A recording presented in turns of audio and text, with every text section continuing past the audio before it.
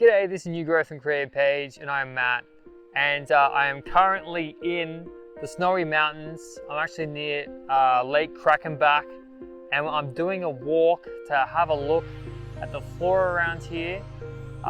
So this video is going to be all about the native flora that's here, and we're going to look at the in-depth into that.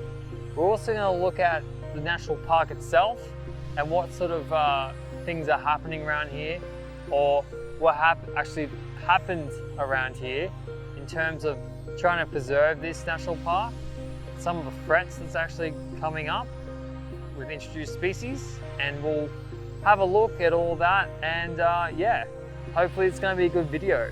So yeah, if you guys like this kind of stuff, getting on the outdoors and looking at flora and fauna and all sorts of stuff, make sure you give it a like, subscribe, and comment below. So yeah, anyway, we're gonna get into the video, so let's get cracking.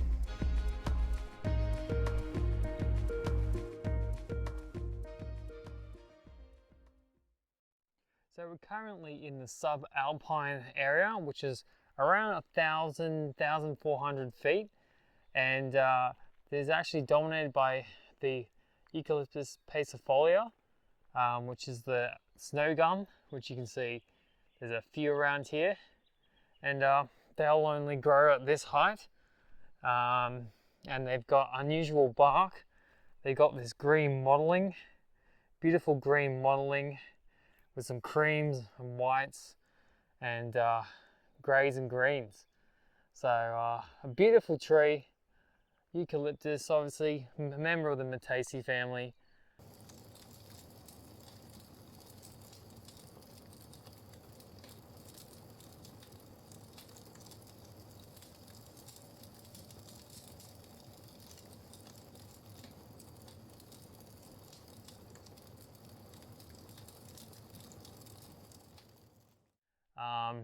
And we also got a Bosnia. Now these are, there's a lot of shrubs that are actually underneath this eucalyptus canopy. So you'll find a lot of heath shrubs. And this is Bosnia. This is a leafy Bosnia. I'll put the species up. But member of the Fabaceae family. And just going off, there's just completely, this hill is just covered in them, and there's a few more over here flowering. Doesn't look like it's too high, probably a meter or two, and it's just remarkable, this area. It looks like it's heavily grazed by kangaroos and wombats, so this is prime place to be for a wombat and a kangaroo. Bit of protection from the wind, from the trees, and plenty of grass and sort of open little meadows in between. Just the birds chirping. It's just a beautiful spot, just a beautiful national park. Here we have an Osmanthus species, member of, I think, Asteraceae family, but I could be wrong. Yeah, they've got small compositive flowers there, as you can see, little clusters, and they've got little scales on the around the flower itself. The foliage is quite hairy on the stems, but they get fairly tall. Rice flower, remember the rice flower family, and yeah, just dotted around here between the peas, the Bosnias, and the eucalyptuses. So yeah.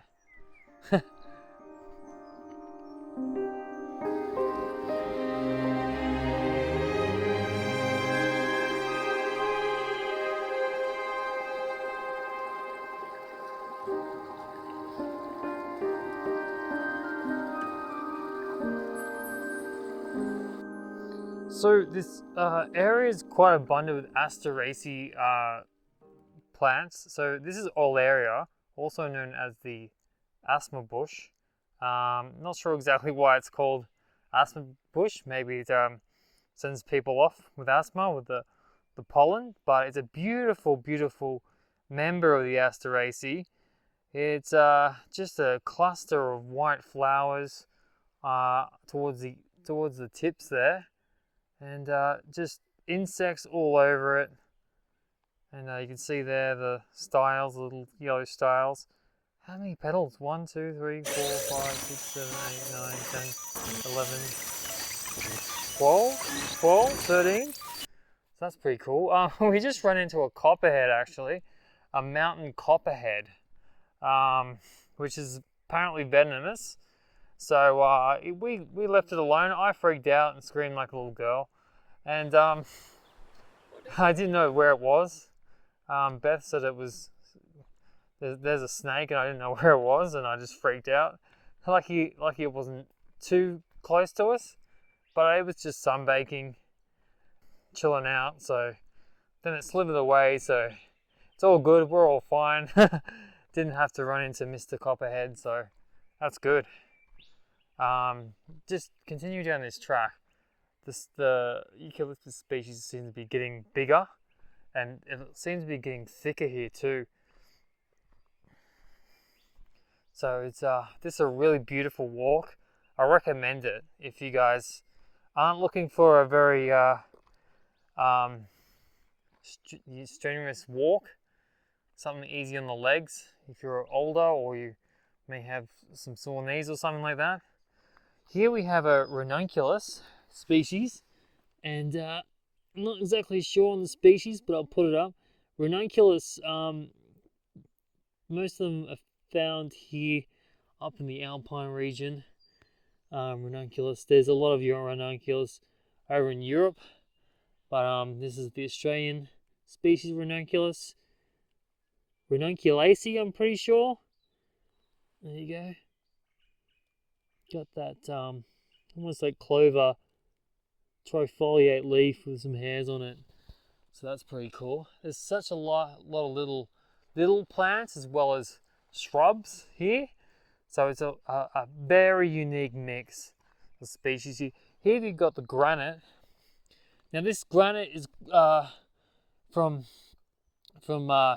years of volcanic activity in this area. It's actually been brought up from erosion and stuff like that. So the volcanoes will spewed out all this granite, and it's got a high quartz quantity as well. We've been seeing a lot of quartz, almost pure quartz, as you can see here. There's a bit of quartz there, and there is gold found in this area as well. So quartz usually means there is there's a hole there. Hello, anything in there? And oh, I tripped over. What's this? Let's have a look at this. What have we got here?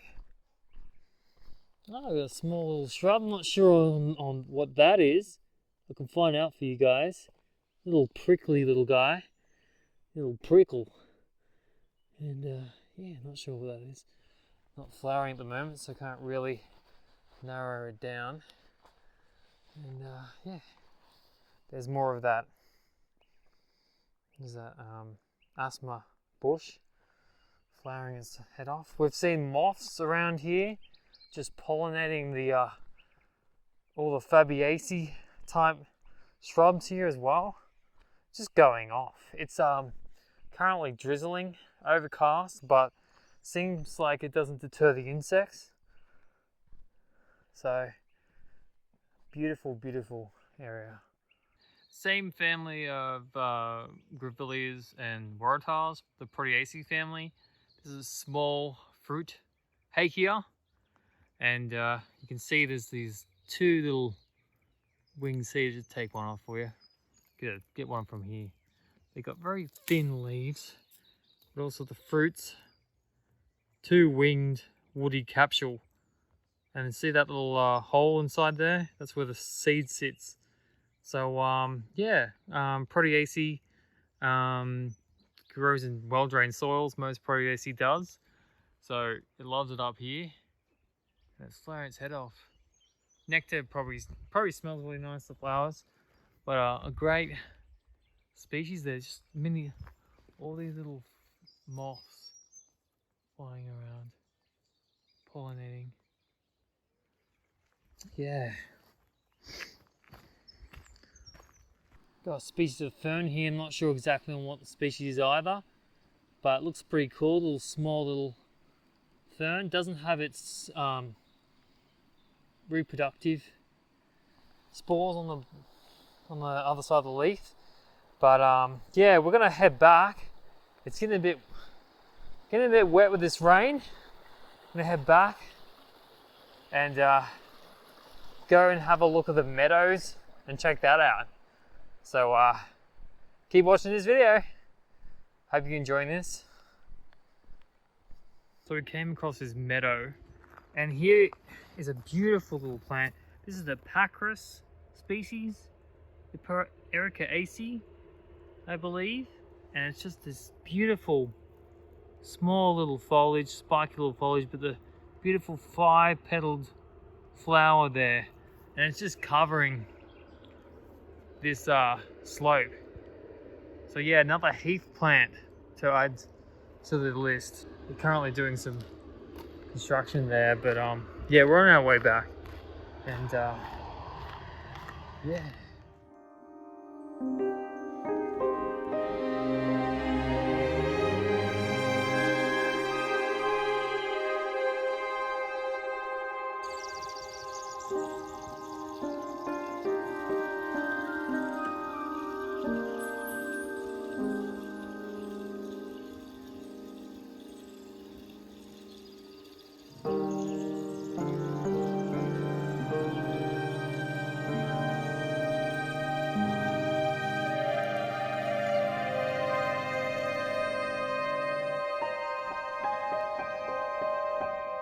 So we're here in open snow gum country.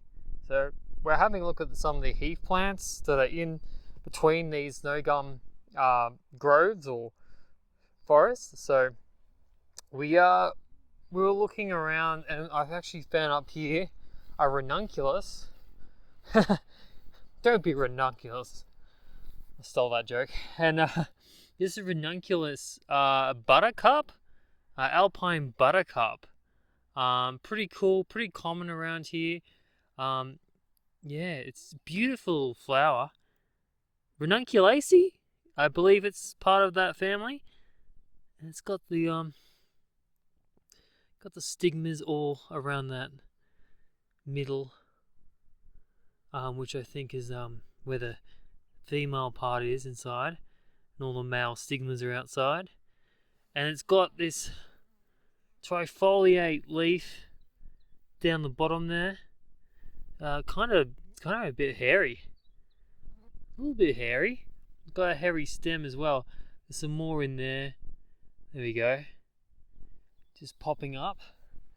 And yeah, I did see a really primitive sedge down here. So it's called wire rush.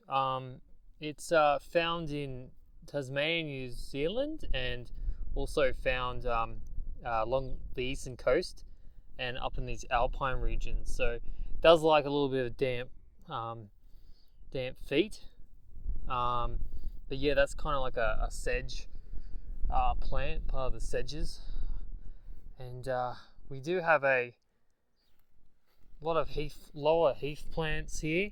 So it helps when plants are low and that they are close to the ground, especially when you have snow impacting on them, because actually these cushion plants can actually take a bit of load of snow if they're lower. If they're too high, they often will get crushed or anything like that. So a lot of the plants up here are pretty tough and will take quite a snow load. The snow doesn't get as thick down here. That's further up the mountain, like near Kosciuszko.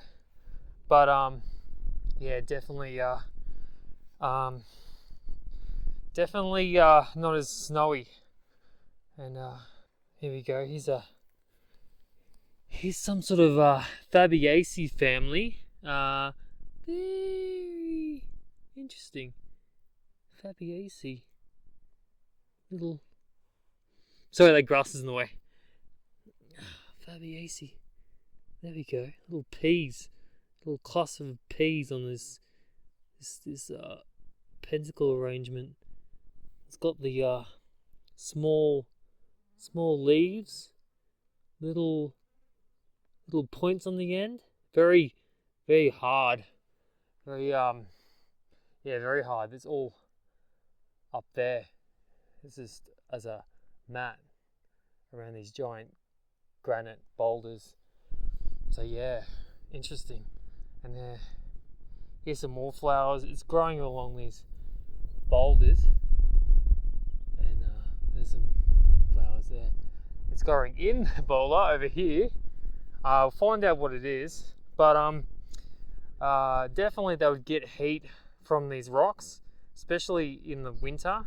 These rocks would hold a bit of warmth, and you get a lot of animals in these granite outcrops. There's a Alpine lizard up here, which is considered threatened or almost endangered due to a lot of pressures.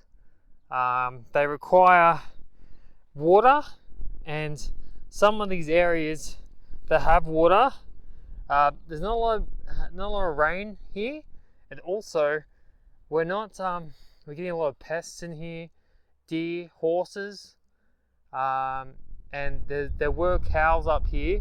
They actually had, I think the last Liberal government actually had approval to have cow grazing in a national park. Now, it's a bit of a controversial thing, but yeah, it wasn't great to let cows in here because they were actually trampling a lot of creeks and ravines, and a lot of the plants were getting eaten down, and that impacts a lot of the flora and fauna here, and destroying those sort of boggy areas is not great. So we'll have a look at a little boggy area that we found over here, but here's more of that. So we're right next to this boggy area. Now there's actually another species of ranunculus here, and it's actually only found here in the Alpine regions and New Zealand. So New Zealand is quite alpine. So yeah, these are actually really important because the corroboree frog relies on these boggy areas, and usually these boggy areas have got sphagnum moss, Sphagnum cristata, around them. So they actually lay their eggs and live in this sphagnum moss, and it retains moisture for these guys. But unfortunately, horses come in. I can see some footprints here of horses and deer. They come in and they trample all the sides of these bogs, and they destroy the habitat of the corroboree frog. They also destroy the habitat for the water skinks and stuff like that.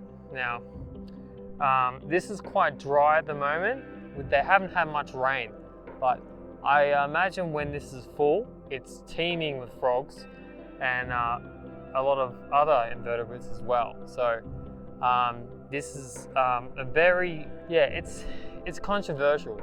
I can understand that. People don't want animals being killed, but unfortunately, it's the thing is that I think like this, horses never evolved here, or deer, and their hooves are actually designed to, they're hard hooves. Now, other animals here like the kangaroo, the wombat, and all the other marsupials, all the other mammals, they have actually pads on their feet, so they impact less of the environment, so they don't compact the ground and damage the ground as much as the hard-hooved animals like cows, deer, and horses. So this is what they do. They go along and they stomp on a lot of things, and a lot of these plants are very small, and some of them will just won't grow back if they're stomped on too many times. Now, I don't like animals being killed, but it's kind of like, do you want over 13, I think it's 13 species that are critically endangered to go extinct? Or do you want, to have all these feral animals here having no checks or balances? So there's no predators to attack the horses and keep their numbers down. So we've got to keep their numbers down. We've got to manage these pests. Deer as well. Deers will go through a landscape and they'll also eat shrubs, trees. They'll take bark off trees. They'll obviously make impacts on the ground, and they'll compact the ground, and that's what you don't want in this boggy area. This boggy area is like really soft soil, and if you compact it, it becomes hard, and it's hard for water to penetrate in these boggy areas. You don't want in this boggy area. This boggy area is like really soft soil, and if you compact it, it becomes hard, and it's hard for water to penetrate in these boggy areas as well. So that's another point. So yeah, unfortunately, this is what's happening, but the new government sees it to be something that we need to do. So it's important, and we want to keep these animals alive and healthy, and have their environment in a much better state than they are, because corroboree frog, is quite on the edge of disappearing, and we don't want that. So yeah, anyway, we'll have a look at this bog, and have a look at this ranunculus. So this is ranunculus, and it's only found in the Alpine regions, so it's very small. It's the fine-toothed ranunculus. You can see the flowers here. We'll get up close to them. Pretty little thing, isn't it? Very pretty. And obviously it grows after the water subsides here. So I definitely think, I can hear a helicopter now, they're actually doing aerial shooting at the moment. So a lot of the paths here are closed for that, and unfortunately, but and I can actually see hooves, deer hooves around here, or goat, and they're just trampling through this wet area. There we go, here's some hooves there. Unfortunately, it's stomping on these plants. I'm being very careful walking through here. I'm trying to step on the little islands that we have. And yeah, there we go. Here's some more hoof. There's a little rock. So yeah, these are very important little wetlands.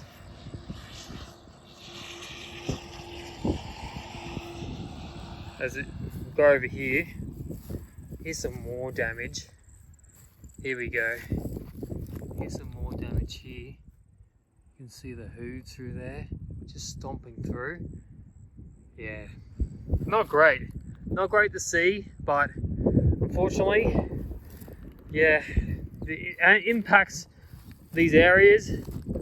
It's not good. Here we go. Here's this peat. This is the peaty soil. Now it's quite fine and peaty and holds a lot of moisture. You can feel like you make basically a little ball out of it, sticks.